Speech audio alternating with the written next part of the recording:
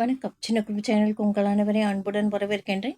இன்றைய ஆன்மீக தகவல் ஸ்ரீ அன்னை பகவான் அரவிந்தர் பற்றிய தகவலை தான் நாம் பார்க்க போகின்றோம். அன்பர்கள் அனைவருடைய பிரார்த்தனையும் ஸ்ரீ அன்னை பகவான் அரவிந்தர் திருப்பாதங்களை சமர்ப்பணம் பண்ற கண்டிப்பா நம்பிக்கையோடு செய்யும் பிரார்த்தனை கண்டிப்பா கைகூடும். நாம் கடிதத்தில் உண்மை சம்பவத்தை ஒவ்வொரு பகுதியாக நம்ம பார்த்துட்டு இருக்கோம். இன்றைய பகுதியில் ஆசிரமத்தில் வந்து சேர்பவர்கள் தங்களை யோகத்திற்கு அர்ப்பணித்து கொள்ள வேண்டும். அவர்களை காப்பாற்றும் முழு பொறுப்பும் ஸ்ரீ அன்னையை சார்ந்தது. பற்றுகளை விட இது ஒரு சிறந்த முறை. அனைவரும் தங்களுக்கு தரப்படும் வேலைகளை செய்ய வேண்டும் என்று ஒரு சட்டத்தை ஸ்ரீ அன்னை பின்பற்றி வந்தார்.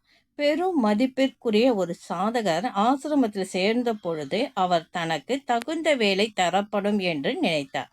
ஆனால் ஸ்ரீ அன்னை அவரை ஆசிரமத்தில் உள்ள உணவு கூடத்தில் சாப்பிட்ட தட்டுகளை கழுவுமாறு பணித்தார். இதனை அவரிடம் கூறிய பொழுது அவர் மனம் அது ஒப்புக்கொள்ளவில்லை. எல்லாரும் சாப்பிட்டு அந்த தட்டை நம்ம கழுவுறதா அப்படின்னு நினைச்சாராம்.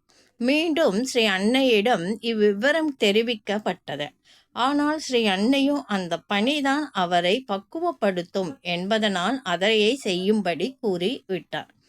உலகில் எல்லாம் தொழிலும் இறைவன் தராசில் ஒரே எடைதான். அங்கு பேதமில்லை. உயர்வு தாழ்வு என்பது சமூக மதிப்பிற்கு உட்பட்ட விஷயம். ஆசிரமம் இறைவனின் உரை விடமானதால் அங்கே செய்யப்படும் தொழிலில் உயர்வு தாழ்வு என்பது இல்லை. அங்கு மனிதர்கள் அனைவரும் சாதகர்களே. அவர்களிலும் உயர்வு தாழ்வு கிடையாது. அனைவருக்கும் ஒரே நீதி, ஒரே நியாயம் என்ற தெய்வ சட்டமே அங்கு நடைமுறை கொண்டால் வாழ்வில் உயர்வு ஏற்பட்டு வாழ்க்கை தெய்வீக வாழ்க்கையாக மாறும்.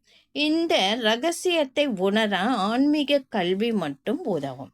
அது சரி, சராசரி மனிதர்கள் வாழ்வில் நல்ல திருப்பங்கள் ஏற்படவே வழி இல்லையா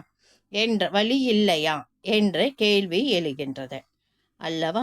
இருக்கிறது. நமது முயற்சிகள் அனைத்தும் தோற்ற போது நாம் சமூக கௌரவத்திற்கு பயந்து மனதுக்குள் தெய்வத்திடம் சரணடைகிறோம். முதலையே தெய்வத்திடம் யாரும் சரணடைவதில்லை.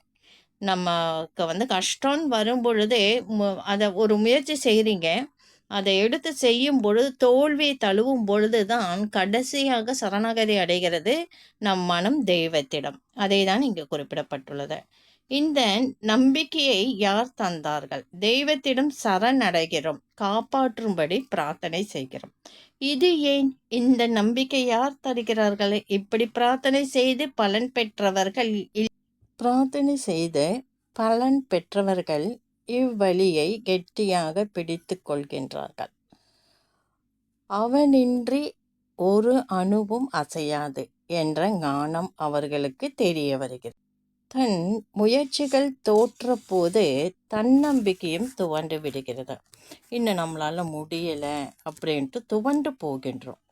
அந்த நிலையில் தன்னை காப்பாற்ற வரும் இறைவனின் நினைவு வருகிறது. முறையிடுகின்றோம், பிரார்த்தனை செய்கின்றோம். அவை தெய்வத்தின் காதுகளில் விழும்போது நம் குற்றம் கருதாமல் நம்மை உயிர்ப்பிக்கும் செயலை தெய்வம் செய்கிறது. இப்போதான் உண்மை சம்பவம் பார்க்க போறோம். ஒரு அன்பர் என்னை தங்களுக்கு ஞாபகம் இருக்கும் என நினைக்கிறேன் என்று அவர் சொல்ல ஒரு கடிதம் எழுதுறாரு. வேலை கிடைக்க வேண்டும் என்று தங்கள் ஆலோசனையை நான் நாடினேன். ஒரு அன்பருக்கு இன்னொரு அன்பர் எழுதுறாரு. தாங்கள் கூறியபடி 3 நாட்கள் சமாதியின் அருகில் அமர்ந்து வேலை கிடைக்க வேண்டும் என்று நான் பிரார்த்தித்தேன். தியானம் செய்த 3 நாட்களுக்கு பிறகு தினமும் சமாதிக்கு தியான மண்டபத்திற்கும் சென்று வந்தேன். அங்கு கிடைத்த நிம்மதி, ஒரு அமைதியான சூழல் எனக்கு வேறு எங்குமே கிடைக்கவில்லை. சரியாக 7 நாட்களுக்கு பின்னர் ஒரு கம்பெனியை இன்டர்வியூ வந்தது. நான் பெரும் மகிழ்ச்சி அடைந்தேன்.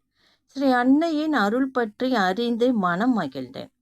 இந்த வேலை விவரத்தை எனது சித்தப்பாவிடம் கூறியதில் அவருக்கு முழு திருப்தி ஏற்படவில்லை. இவைகள் எல்லாம் சிறு கம்பெனிகள். என்பதனால் சம்பளம் மிக குறைவாக இருக்கும் என்று சர்க்காரின் உத்தியோகம் கிடைத்தால் உனக்கு நல்லதாக இருக்கும் என்று அவர் ஆலோசனை கூறினார். என்னுடைய விருப்பங்கள் அனைத்தும் கரைந்து போயின போல இருந்தது. பெரியவர்களை எதிர்த்து கொண்டு என்னால் எந்த செயலும் செய்ய முடியவில்லை என்று அந்த அன்பர் சொல்றாரு. எனினும் ஏதோ ஒரு நம்பிக்கை வலுப்படுத்தி கொண்டே இருந்தது. அதாவது அந்த வேலைக்கு போக சொல்லி சமாதிக்கு மீண்டும் சென்று நடந்தவற்றை கூறி சமாதியில் படுத்துட்டு அழுதேன். அதாவது படுத்துட்டுன்னா சமாதி முன் முட்டிக்கால் போட்டு சமாதி மேலே கையை வச்சு நம்ம சாஞ்சி எல்லாரும் பிரார்த்தனை பண்ணுவாங்க. படுத்துட்டு அழுகுறதில்ல, பிரார்த்தனை செய்வாங்க. சமாதியில் மேலே இப்படி கையை வச்சு கை மேலே நம்ம முகத்தை வச்சு சமாதியில் பிரார்த்தனை செய்வாங்க. மறுநாள் என்ன ஆச்சரியம்! ஸ்ரீ அன்னையின் கருணையை எண்ணி மகிழ்ந்தேன். நாமக்கல்லில் உள்ள எனது சகோதரியிடமிருந்து வேலைக்கான தகவல் எனக்கு வந்தது. அவ்வேலையும் மிக அருமையான வேலை, என்னுடைய படிப்புக்கு தொடர்பான வேலை. நவம்பர்லேருந்து என்னை வேலைக்கு வர சொல்லி அழைக்கிறாங்க. இந்நிகழ்ச்சியை நினைத்து நினைத்து நான் மகிழ்வதும் ஸ்ரீ அன்னையின் உதவியை எண்ணி வணங்குவதுமாக எனது இயல்பாகவே நான் மாறிட்டேன். இது கடிதம் மூலம் நன்றி கடிதமாக தெரிவிக்கிறதுக்காக இந்த கடிதத்தை நான் சமர்ப்பணம் பண்ணுறேன் என்று அவங்க கடிதம் எழுதியிருக்காங்க. இப்போ உங்களுக்கு புரிஞ்சிருக்கும்னு நினைக்கிறேன். ஸ்ரீ அன்னையும் ஸ்ரீ பகவான் அரவிந்தரும் அன்பர்களுக்கு மனமுருகி பிரார்த்தனை செய்தால் அது 3 நாள் பிரார்த்தனை, 1 நாள் பிரார்த்தனைன்ட்டு இருக்குது. மனமுருகி நம்ம பிரார்த்தனை செஞ்சால் கண்டிப்பாக அந்த பிரார்த்தனை நம்பிக்கையான பிரார்த்தனை, ஆழ்மனதில் வரும் பிரார்த்தனை கண்டிப்பாக கைகூடும். இந்த வீடியோ பதிவு உங்களுக்கு பிடிச்சிருந்தால் லைக் பண்ணுங்கள், ஷேர் பண்ணுங்கள், சப்ஸ்கிரைப் பண்ணுங்கள், கமெண்ட் பண்ணுங்கள். நன்றி.